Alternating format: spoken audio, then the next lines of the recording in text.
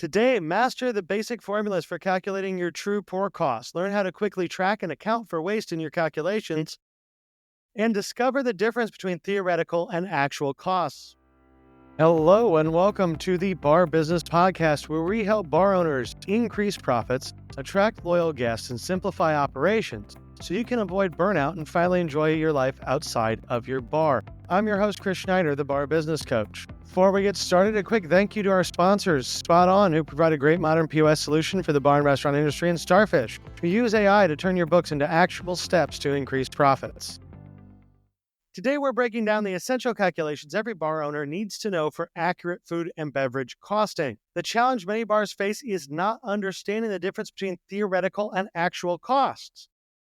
Theoretical costs being what you should have as a margin, and actual cost being what you actually have as a margin. If you don't understand that difference, this leads to pricing that doesn't actually account for your real world factors like waste and spillage, and will cause you to have a lower profit margin than you anticipate.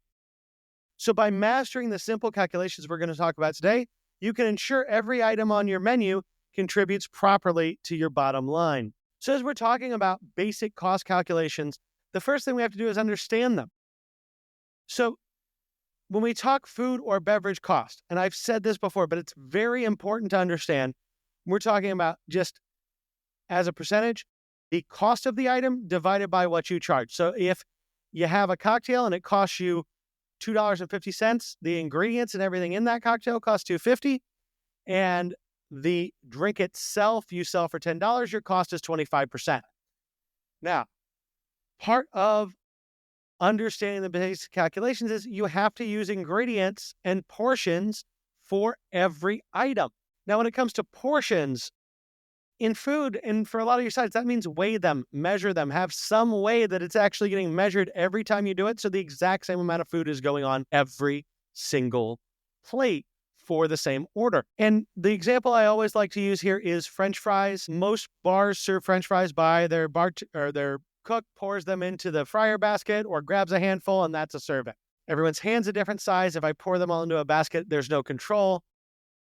I actually have always had, for my bars and every place I've ever been associated with, we weigh out the fries, we bag them, and then you grab a bag out of the freezer. That is your portion. So you need to make sure your portions are measured and accurate, and then make sure you have the correct cost associated with that portion. With the ingredients, you have to make sure you're including everything, and that includes accounting for your garnishes and accompaniments, anything that's going on the plate, anything that's going to go into that cocktail. Frequently, what I see is somebody says, oh yeah, my pour cost seems high, or my costs are out of whack, and it's because they forgot to include the juice that's going into that cocktail, or they forgot to include the garnishes. All those limes and lemons and oranges you're going through add up in cost. And finally, if you're a bar that is, say, an outdoor bar, or you're in an area where you're not giving people glasses, you're using plastic glasses. So for example, I have a client down in Texas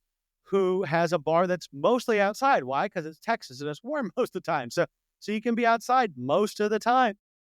All his outside bars use not real glassware, but plastic. Why? Because it's an outside bar. And because of that, that plastic cup cost needs to be calculated into the drink cost so that you charge the right price to hit the right margins.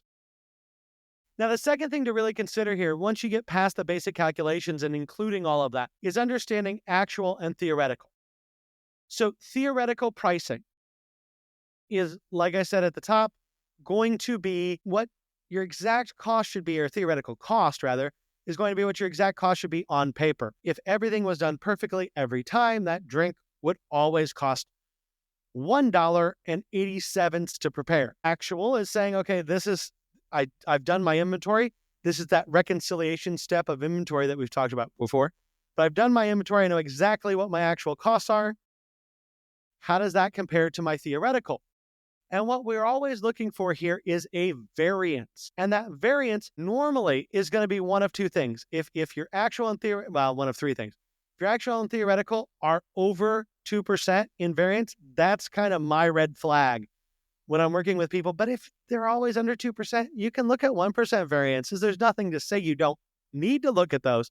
But 2% I find to be a decent indicator between, oh, my actual and theoretical are close enough, and my actual and theoretical, I have a real legitimate problem here. And the reason why your actual and your theoretical are not lining up: your staff isn't trained and they're making drinks inconsistently. There is theft, or there is waste and spillage you are not accounting for. So to understand that actual and theoretical, those are the three places I look for first when I'm seeing a variance over 2% between those two numbers.